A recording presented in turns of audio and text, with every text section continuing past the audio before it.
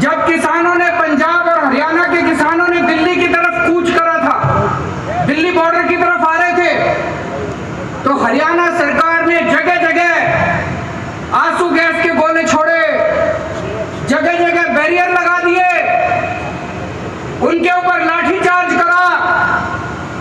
लेकिन हमारे किसानों की हिम्मत देखो, सरकारों के बुलडोजर पार करते हुए, आंसू गैस के गोले पार करते हुए, इनके लाठीचार्ज पार करते हुए हमारे किसान दिल्ली बॉर्डर के ऊपर पहुंच गए। तब केंद्र में बैठी बीजेपी सरकार ने एक षड्यंत्र रचा। केंद्र सरकार ने षड्यंत्र बनाया, चलो इन किसानों को आने दो दिल्ली। जब ये दिल्ली पहुंचेंगे तो केंद्र सरकार ने दिल्ली के 9 बड़े बड़े स्टेडियम उन्होंने सोचा इनको जेल बना देते हैं। और जैसे ही ये किसान दिल्ली में पहुंचेंगे, इन सारे किसानों को उठा के स्टेडियम में बंद कर देंगे, फिर बैठे रहना वहीं स्टेडियम में बैठ के करते रहना अपना संघर्ष। ये केंद्र सरकार ने षड्यंत्र रचा। पर भाई साहब, अपनी किस्मत अच्छी थी, कानून में लिखा था कि स्टेडियम को जेल बनाने की पावर दिल्ली के मुख्यमंत्री की है।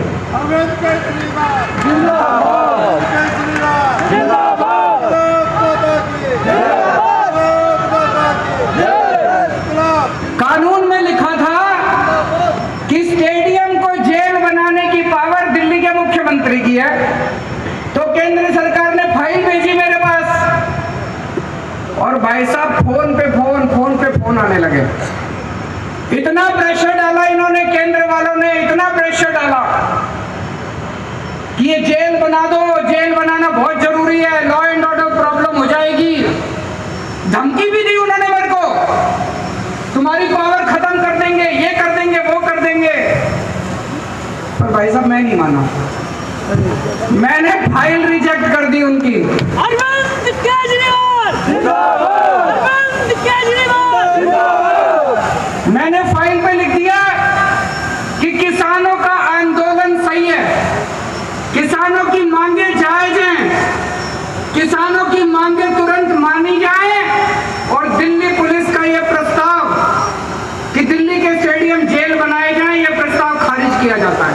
और मैंने फाइल उनकी वापस भेज दी। भाई साहब इतना नाराज हुए, ये इतना नाराज हुए, मेरे से इतना गुस्सा हुए, आग बबूला हो गए केंद्र सरकार बीजेपी वाले।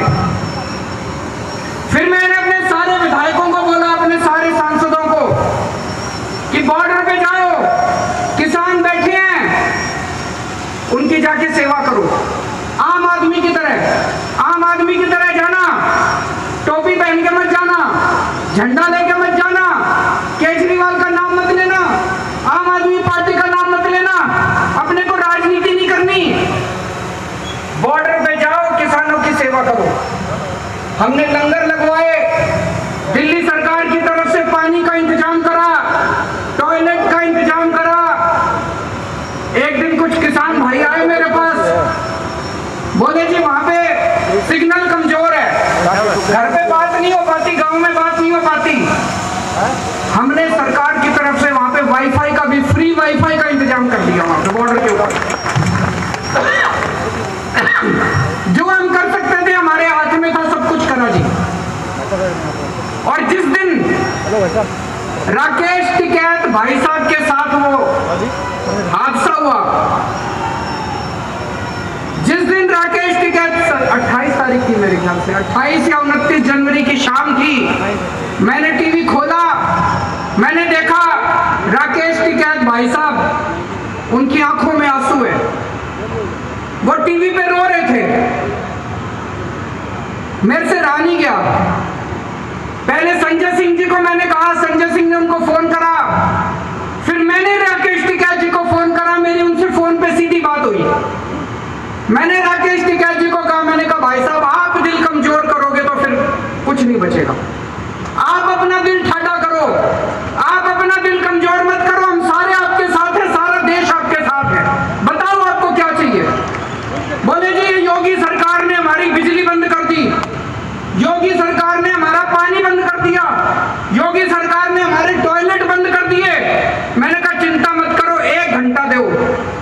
घंटे के अंदर आपके लिए मैं भिजवाता हूँ दिल्ली से। अरविंद केजरीवाल जिंदाबाद, अरविंद केजरीवाल जिंदाबाद। 1 घंटे के अंदर हमने जनरेटर भिजवा दिए, बिजली का इंतजाम कर दिया, टॉयलेट का इंतजाम कर दिया, पानी का इंतजाम कर दिया, सारा इंतजाम कर दिया। और मुझे बड़ी खुशी है कि आज भी किसान आंदोलन 4 महीने के बाद जिंदा है। अभी भी वो कुछ नहीं कर पाए, इसी वजह से वो इतने परेशान हो रहे हैं मेरे से, इसी वजह से इतने नाराज हो रहे हैं। और अब वो संसद के अंदर एक बिल लेके आए हैं केजरीवाल को सजा देने के लिए।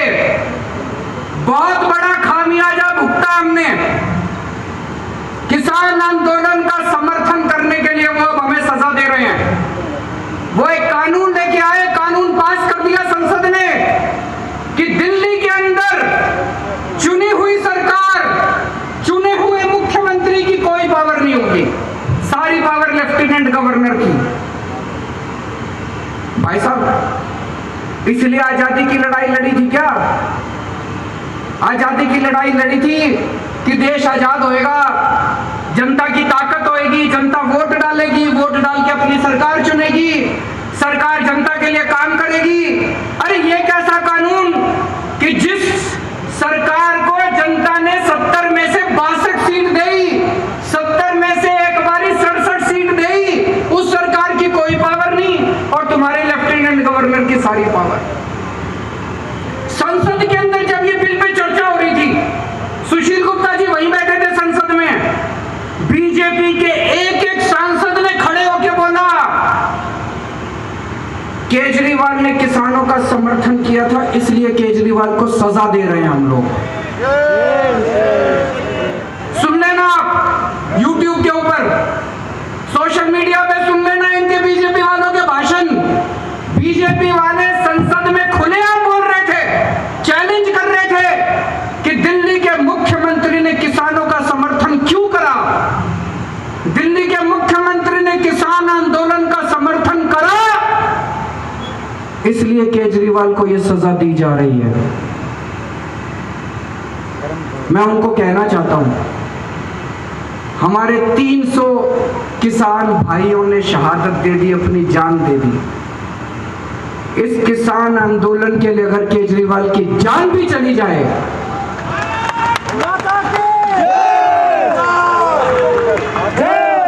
आपकी किसी सजा से नहीं डरते हम लोग।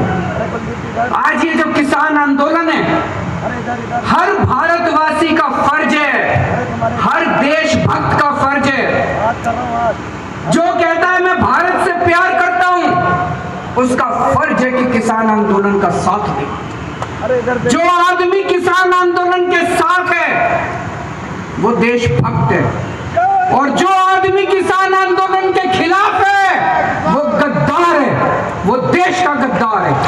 किसान मजदूर एकता जिंदाबाद, किसान मजदूर एकता जिंदाबाद, अरविंद केजरीवाल जिंदाबाद, अरविंद केजरीवाल जिंदाबाद। इस किसान आंदोलन को सफल बनाने के लिए केजरीवाल को जो भी कुर्बानी देनी पड़ेगी, आज मैं इस मंच से आप लोगों को कहना चाहता हूं, मैं हर कुर्बानी देने के लिए तैयार। हम आपके साथ हैं।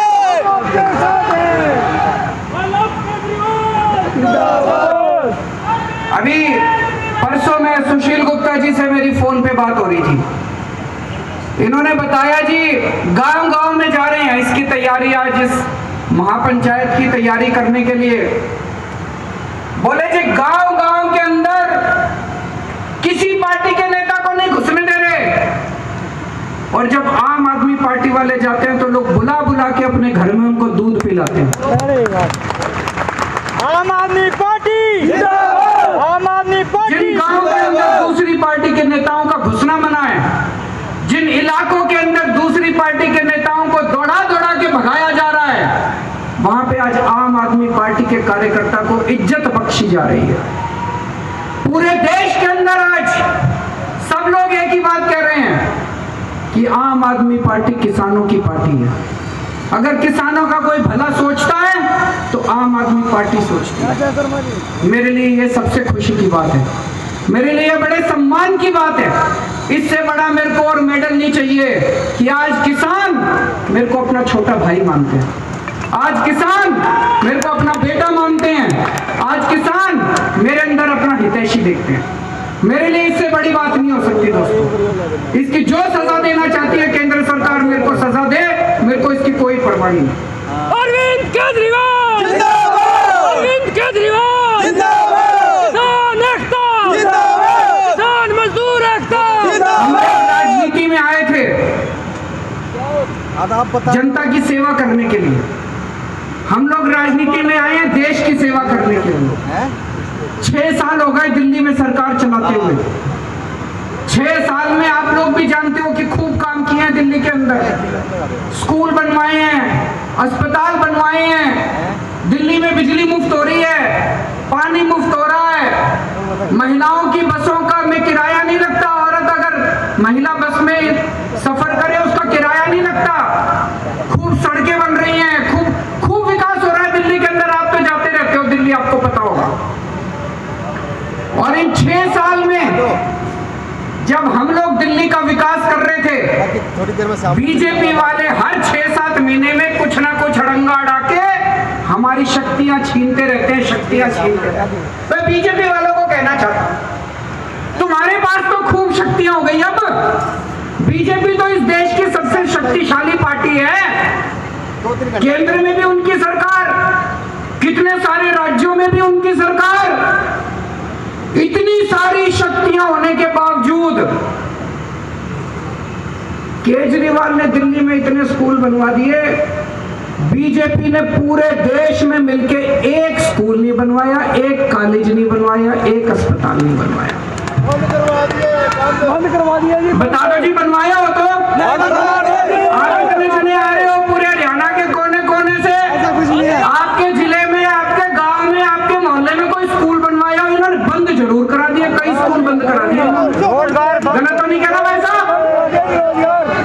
एक स्कूल नहीं बना। इतनी शक्तियां इनके पास, अपार शक्तियां, अपार साधन इनके पास, इतनी शक्तियां, इतनी सारी शक्तियां इन्होंने मेरी भी छीन ली। फिर भी इनसे एक स्कूल नहीं बना, एक अस्पताल नहीं बना, एक कॉलेज नहीं बना। हरियाणा में 1057 स्कूल बंद कर दिए। मैं इनको कहना चाहता हूं बीजेपी वालों को, स्कूल और अस्पताल बनाने के लिए, जनता की सेवा करने के लिए शक्तियों की जरूरत नहीं होती, नीयत की जरूरत होती है।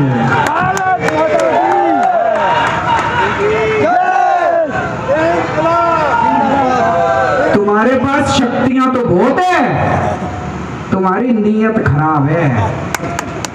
केजरीवाल के पास शक्तियां नहीं है, हमारी नीयत साफ है। अरविंद केजरीवाल तुम हमारी जितनी मर्जी शक्तियां छीन लो, ये दिल्ली के अंदर स्कूल बने थे और बनते रहेंगे, दिल्ली के अंदर अस्पताल बने थे और बनते रहेंगे। भारत माता की अरविंद केजरीवाल जिंदाबाद जितना काम जिंदाबाद ये बीजेपी की केंद्र सरकार और इनकी सारी सरकारें मिलकर 5 साल में जितना काम नहीं कर पाई, भाई साहब चैलेंज करता हूं, अकेले हम लोगों ने, हमारी सरकार ने दिल्ली के अंदर करके दिखा दिया। भारत माता की आप पूरे देश में कहीं चले जाओ, तमिलनाडु चले जाओ, केरला चले जाओ, आंध्र प्रदेश चले जाओ, साउथ इंडिया चले जाओ, किसी भी आदमी को पकड़ के पूछ लो, भाई साहब दिल्ली में केजरीवाल है, उसने कुछ काम करा? किसी से पूछ लो, बताएगा हाँ जी स्कूल तो ठीक कर दिया। कहेगा कि नहीं कहेगा?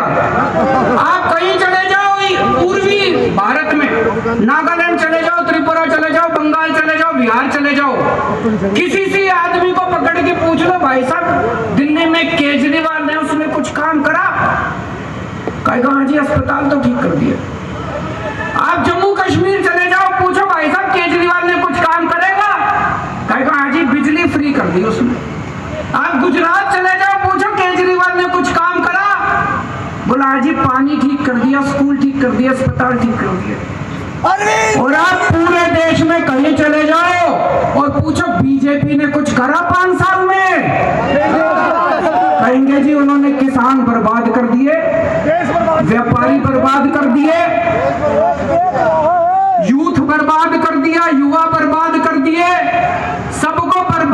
करने के सिवा, भाई साहब इतने सारे आदमी बैठे हैं, अगर बीजेपी ने एक काम कराओ 5 साल में, इतनी शक्तियां, इतने एक काम कराओ, मेरे को बता देना जी, कोई एक काम कराओ 5 साल में, कोई एक काम इन्होंने कराओ ढंग का, देश नहीं बचने दूंगा। तो भाई साहब इनके पास शक्तियां तो बहुत है, नीयत खराब है। अरविंद केजरीवाल इन 75 साल में इस देश पे दो ही पार्टियों ने राज करा, बीजेपी और कांग्रेस, दो ही पार्टियों ने राज करा 75 साल में। आज देश की जनता पूछेगी कि अगर 5 साल के अंदर दिल्ली में स्कूल ठीक हो सकते हैं, तो 75 साल में बीजेपी और कांग्रेस वालों बताओ 75 साल में तुमने क्यों नहीं किए। आज देश की जनता पूछेगी कि अगर 5 साल के अंदर दिल्ली में बिजली 24 घंटे हो सकती है, फ्री मिल सकती है बिजली, भाई साहब दिल्ली में हर आदमी की बिजली फ्री कर दी, 24 घंटे कर दी। दिल्ली में अगर बिजली फ्री हो सकती है, 24 घंटे हो सकती है, तो बीजेपी वालों, कांग्रेस वालों बताओ तुमने 75 साल में क्यों नहीं करी। दिल्ली की जनता पूछेगी, इनसे सवाल पूछेगी, इनको जवाब देने पड़ेंगे। और ये सारे जुड़े मिलके, ये सारे पार्टी वाले मिलके मेरे पीछे क्यों पड़े हैं? ये सारे जने मिलके मेरे पीछे इसलिए पड़े हैं, ये कहते हैं केजरीवाल भी हमारे जैसा हो जाए। इन्होंने 75 साल में सारे नेताओं ने, सारी पार्टी वालों ने मिलके केवल अपने घर भरे हैं, अपने घर भरने के सिवा कुछ नहीं करा। अगर मैं भी आज सत्ता में आने के बाद बदल जाता, आज भी आपके सामने वही केजरीवाल खड़ा है जो 10 साल पहले केजरीवाल था। इतना सा भी नहीं बदला मैं, उतनी ईमानदारी के साथ काम करते हैं जो पहले काम करते थे। ये सारी पार्टियां चाहती है केजरीवाल भी हमारे जैसा हो जाए, ये चाहती है मैं भी अपना घर भी भरूं, थोड़ा मैं कमाऊं, थोड़ा इनको कमा के दूं, तो ये मेरी शक्तियां नहीं छीनते, तो ये मेरे खिलाफ नहीं होते। आज ये सारे मेरे खिलाफ इसलिए क्योंकि मैं इनके जैसा नहीं बना। आज भी मैं देश की सेवा कर रहा हूं, जनता की सेवा कर रहा हूं।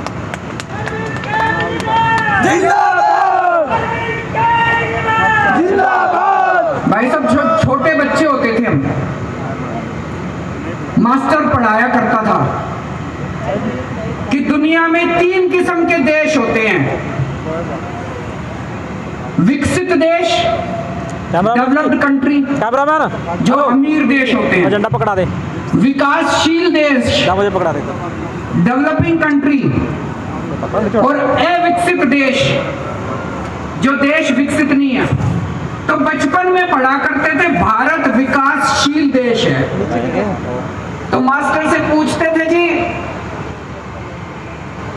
हमारा देश विकासशील है तो ये विकसित कब बनेगा, ये अमीर देशों की कैटेगरी में कब आएगा? तो मास्टर कहता था 5-10 साल में आ जाएगा। भाई साहब 40 साल तो हो गए, सारी पार्टियां आली, सारी पार्टियां चली गई, आज भी जो बात मास्टर मेरे को पढ़ाता था मेरे बेटे को पढ़ाता है। आज भी मेरे बेटे को कहते हैं भारत विकासशील देश है, कब होएगा विकसित? 5-7 साल, ऐसे यूं नहीं होने वाला, इन पार्टियों के भरोसे नहीं होने वाला दोस्तों। मेरी जिंदगी का तो एक ही सपना है, अपने जीते जी भारत को दुनिया का नंबर 1 देश बनाना है।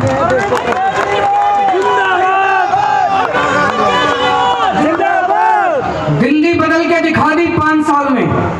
5 साल पहले दिल्ली का बुरा हाल था, आज दिल्ली की जनता इतनी खुश है और इतना प्यार करती है। पिछली बार 67 सीट दी थी, इस बार 62 सीट दी है। दिल्ली बदल के दिखाई है। अब मैंने तो भगवान से मेरी सेटिंग है जी, भगवान से मैंने सेटिंग कर रखी है कि इस पृथ्वी से मेरे को तब तक मौत नहीं आएगी जब मैं अपने भारत को दुनिया का नंबर 1 देश जब तक नहीं देखूं।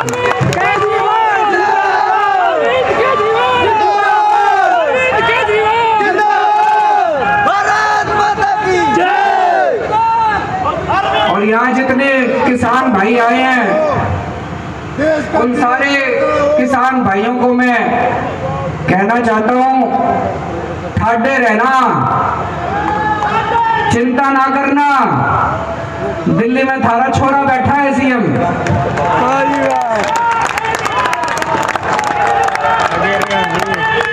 अंत तक चाहे कोई कीमत चुकानी पड़े, अंत तक किसान आंदोलन का साथ देंगे। और दोस्तों, मेरा दिल कहता है समय लग जाए, लेकिन किसानों की मांगों के सामने, किसान आंदोलन के सामने बीजेपी को झुकना पड़ेगा, केंद्र सरकार को झुकना पड़ेगा, इनका गरूर खत्म होगा।